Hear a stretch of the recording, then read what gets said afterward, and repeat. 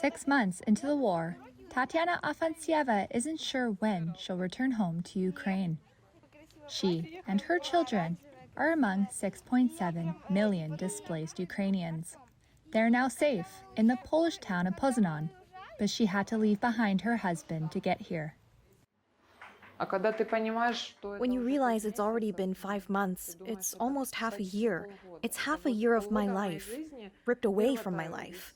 I've had no life for these 6 months. It's not a life. It's not a life. I don't want to live like this. Afansieva has had to rely on government aid and the kindness of strangers to survive. The initial outpouring of support for refugees is now drying up, and some have struggled to find housing.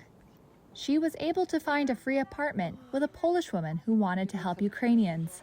Her children have now started school, but she has found it difficult to find a job. Before the war, she was on track for a promotion at a well-paying pharmaceutical company. Now she makes about $100 a month as a cleaner. When I was on the way, I had no idea how hard it would be for me.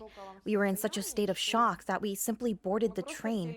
We just took the train to Lviv, and only when we were on the train, we started thinking about where to go next. I mean, we didn't know anything. After several rounds of Western sanctions launched on the Kremlin since the start of the war, diplomats say they're limited in how much more they can pressure Russia and force it to back down. Afansieva spends her days worrying for her husband. Some of her neighbors in Ukraine tell her the Russian shelling has stopped, but she's simply too afraid to go back.